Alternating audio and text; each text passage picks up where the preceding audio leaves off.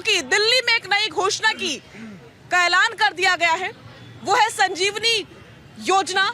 इसमें क्या होने वाला है जरा समझा दीजिए हमारे दर्शकों को, उसके बाद से डिस्कशन की शुरुआत करेंगे। आपके चैनल के माध्यम से मैं दिल्ली की जनता को और दिल्ली के बुजुर्गों को बधाई देना चाहता हूं कि एक बार फिर से अरविंद केजरीवाल जी बड़े बेटे होने का फर्ज निभाया है। जैसे भारतीय संस्कृति में बड़े बुजुर्गों का सम्मान करना, उनको सेवा करना गर्व की बात होती है, पुण्य का काम होता है। आज अरविंद केजरीवाल जी उसको चरितार्थ करने का कार्य किए। जैसे राम भगवान ने दशरथ की सेवा किया था, उनकी सम्मान किया था, आज अरविंद केजरीवाल जी बेटे होने के कारण दिल्ली के बुजुर्गों की सेवा करें। ये संजीवनी सम्मान योजना है जिसके तहत हर बुजुर्ग को, चाहे वो गरीब हो, चाहे वो अमीर हो, चाहे उसको सरकारी अस्पताल में जाना हो, चाहे उसको प्राइवेट अस्पताल में जाना हो, चाहे उसको 5 रुपए की दवाई लेना हो, चाहे 50 लाख की सर्जरी कराना हो, सबकी जिम्मेदारी अरविंद केजरीवाल जी उठाएंगे, सबको मुफ्त इलाज दिलाएंगे। अब बुजुर्गों को, दिल्ली के बुजुर्गों को कोई भी चिंता करने की आवश्यकता नहीं है। उनका बेटा अरविंद केजरीवाल जी उनके साथ कंधे से कंधे मिला करके उनके साथ खड़ा हुआ है। ठीक है, दिल्ली का बेटा दिल्ली के साथ खड़ा हुआ है। मैथिल जी, समझ में आ गया आप लोगों को या अब भी समझना कुछ बाकी है? धन्यवाद। पहले तो भारत माता की जय, वंदे मातरम, और यहाँ पे उपस्थित सारे जनसमूह को भारत माता की जय। देखिए, ये अभी कह रहे थे कि दिल्ली का बेटा, और मैं ये कहूँ कि ऐसा कोई सगा नहीं जिसको केजरीवाल ने ठगा नहीं। अब देखिए, यह कह रहे हैं कि 60 साल तक के जो बुजुर्ग हैं उसके बाद के उन सब का जो इलाज है वो केजरीवाल जी मुफ्त दे रहे हैं। सेम ऐसे ही जैसे कि मोहल्ला क्लिनिक के अंदर मुफ्त कर रहे थे। मोहल्ला क्लिनिक के अंदर दिल्ली की गली गली में मोहल्ला क्लिनिक नाम का एक घोटाला जो किया, 5000 करोड़ रुपए से ज्यादा का, आज एक और फिर से घोटाले की शुरुआत हो गई है। आप समझिएगा। और ये क्या कर रहे हैं कि कह रहे हैं कि हमारे कार्यकर्ता हर बुजुर्ग तक जाएंगे, उनको रजिस्टर्ड कार्ड देंगे, और कार्ड आप अपने पास संभाल के रखना, जब हम जीत के आएंगे तो उसके बाद आपको इलाज मुफ्त कराएंगे। अब एक बात समझने की है, आप लोग सभी देख भी रहे होंगे, एक वीडियो वायरल हो रहा है केजरीवाल जी का। पिछली बार 2019 में कह रहे थे अगर मैं के यमुना जी साफ नहीं कर सका तो आप मुझे वोट मत देना, और आज क्या कह रहे हैं? हाँ जी, मैंने दिल्ली की सड़कें सही नहीं करी जी, पॉल्यूशन बुरा हाल है, घरों में पानी नहीं दे पा रहा हूँ, यमुना जी साफ नहीं की, हमें एक मौका और दे दीजिए आप।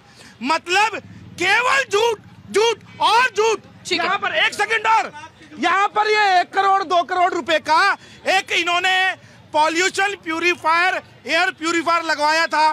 जरा पूछना अभिषेक तिवारी जी से, क्या वो काम कर रहा है? आज फिर से दिल्ली में ग्रैब 4 लग गया है।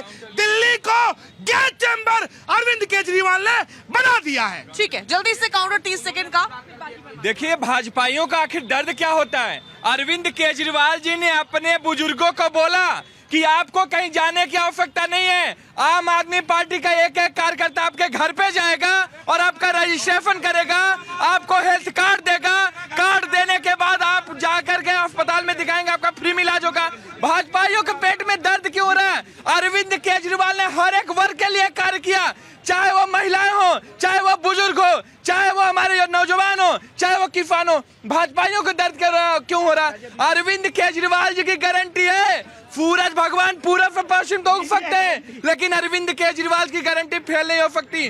जो उन्होंने वादा किया था 2015 में, जो वादा किया, जो 2020 में वादा किया, वो एक एक गारंटी हमने पूरा किया है, और 2025 में जो वादा कर रहे हैं एक एक गारंटी हम पूरा करेंगे। ठीक है, एक एक वादा पूरा किया, शायद तभी बारिश के दिनों में हमें दिल्ली डूबती हुई नजर आई, ये स्थिति नजर आई, हमें डूबते हुए छात्र भी नजर आए, इसके अलावा भी दिल्ली को बहुत कुछ नजर आया। दिल्ली वासियों से ही सुनेंगे दिल्ली का दर्द, क्या बोलना चाह रहे थे? मैं तिवारी जी से पूछना चाहता हूं, जो अरविंद केजरीवाल जब दिल्ली में आए थे तो उन्होंने क्या कहा था, जो दिल्ली वालों मैं तुम लोगों के साथ यमुना में डुबकी लगाने जाऊंगा। कब जा रही यमुना में डुबकी लगाने? दूसरी बात, नगर निगम में आने से पहले कहा था उन्होंने, जो दिल्ली से मैं कचरा का ढेर खत्म कर दूंगा। कब होगा खत्म? और एक वादा पूरा किया उन्होंने, कहा दिल्ली को मैं सिटी ऑफ लेक बना दूंगा।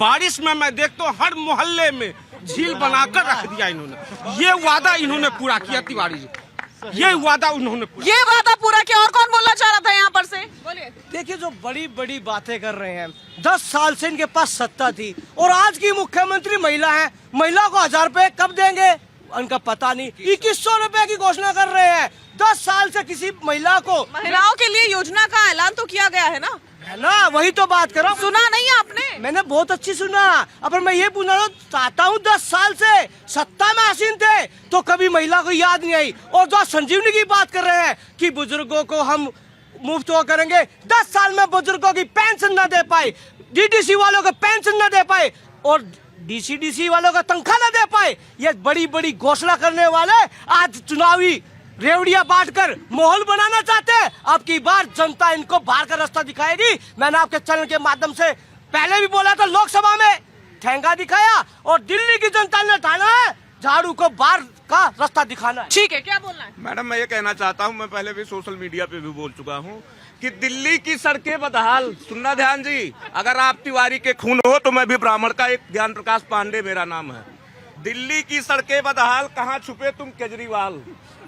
और ये जो हमारे बुजुर्ग की दवा सेवा और ये व्यवस्था, वो व्यवस्था की बात कर रहे हैं लंबी चौड़ी, यही कोटला में चलो, किराया मैं दूंगा, आप मोहल्ला क्लिनिक की हालत देख लो। मैंने मोटे मोटे अक्षरों पर उसी मोहल्ला क्लिनिक पर लिखा है, मोहल्ला बाथरूम घर। कहाँ गए तुम्हारे सरताज?